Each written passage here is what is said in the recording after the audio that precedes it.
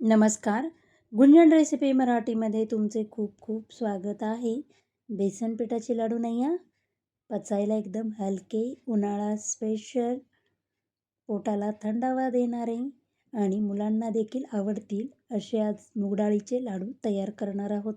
त्यासाठी हा व्हिडिओ शेवटपर्यंत नक्की पहा. 1 वाटी मूगडाळ घेतलेली आहे. 1 वाटीच खडीसाखर घ्यायची. पाव वाटी साजूक तूप, अर्धा चमचा विलायची पावडर. चला तर मग आता रेसिपीला सुरुवात करूया. सुरुवातीला आपण एक बाऊल घेऊन बाऊलमध्ये आपण मूगडाळ काढून घेणार आहोत.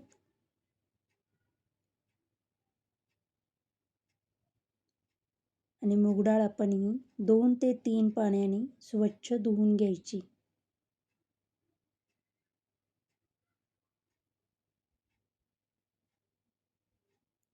मूगडाळ बघा मी एकदम चोळून अशी धुवून घ्यायची आहे.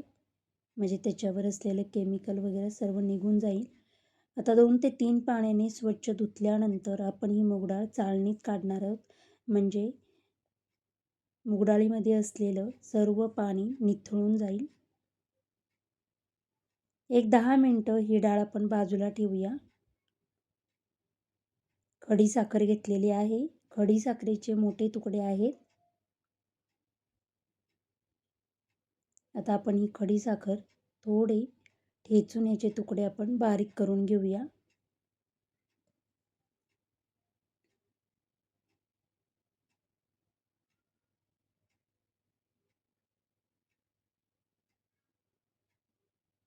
सर्व खडीसाखरेचे मी तुकडे करून घेतलेले आहेत. एकदम बारीक तुम्ही बघू शकता.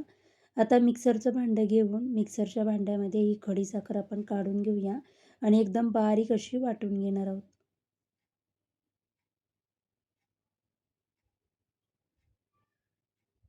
खडीसाखरेची पावडर तयार झालेली आहे.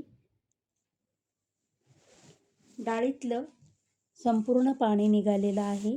आता गॅसवर एक पॅन गरम करायला ठेवून आपण यामध्ये पॅनमध्ये मूगडाळ काढून घेऊया.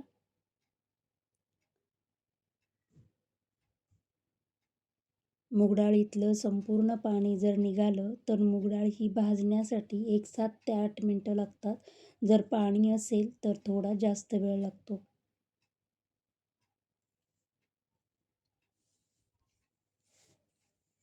एकसारखी हलवून मी ही मूगडाळ भाजून घेतलेली आहे. गॅसची फ्लेम मिडियम ठेवूनच आपण ही मूगडाळ भाजून घ्यायची. जास्त लाल करायची नाही आहे किंवा कलर बदलायचा नाही आहे. तुम्ही बघू शकता एकदम कोरडी अशी आपली ही मूगडाळ झालेली आहे. आता गॅसची फ्लेम बंद करून 1-2 मिनटं मी पॅन गरम असल्यामुळे हलवून घेते आणि ही मूगडाळ पूर्णपणे थंड झाल्यानंतरच म्हणजे 15 ते 20 मिनटानंतर आपण मिक्सरच्या भांड्यामध्ये मूगडाळ काढून घ्यायची आहे.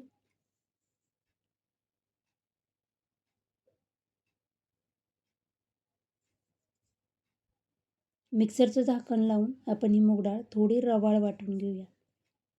जसा आपला रवा असतो त्या पद्धतीनेच आपण ही मूगडाळ वाटून घेतलेली आहे. आता त्याच पॅनमध्ये गॅसची फ्लेम एकदम लो ठेवून आपण ही मूगडाळीचं पीठ काढून घेऊया.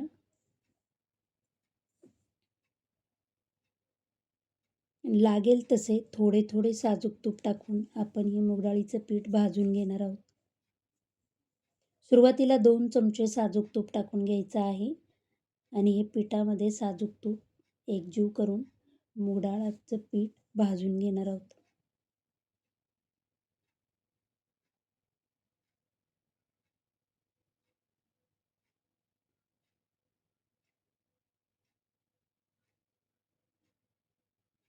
गॅसची फ्लेम लो असल्यामुळे 5 ते 7 मिनटं मला हे डाळीचं पीठ मी भाजत आहे.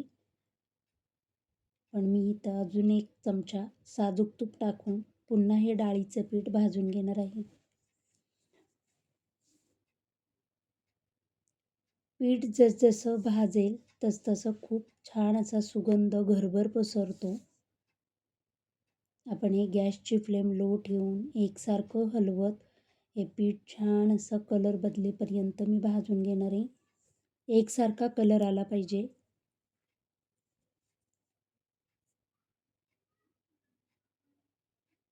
मी पुन्हा 1 चमचा साजूक तूप टाकून घेतलेला आहे. म्हणजे आपण 4 चमचे साजूक तूप टाकून हे डाळीचं पीठ भाजून घेतलेलं आहे. जसजसं आपलं पीठ भाजेल तसतसं हे तूप रिलीज करायला सुरुवात करतं. तुम्ही बघू शकता. खूप छान असा सुगंध येत आहे. आपलं डाळीचं पीठ भाजलं गेलेलं आहे. आता गॅसची फ्लेम मी बंद करणार आहे आणि आपला पॅन गरमच आहे. तर आपण हे 1-2 ते 3 मिनटं एकसारखं हलवून घ्यायचं आहे. पीठ गरम असतानाच मी ह्याच्यामध्ये विलायची पावडर टाकून घेतलेली आहे आणि एकसारखं हलवून आता हे पीठ आपण पसरवून ठेवूया. म्हणजे 15 ते 20 मिनटापर्यंत हे पीठ थंड होईल.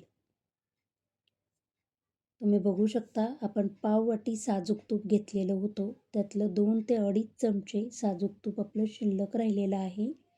मुगाच्या डाळीचे लाडू करण्यासाठी तुपाचा जास्त वापर होत नाही.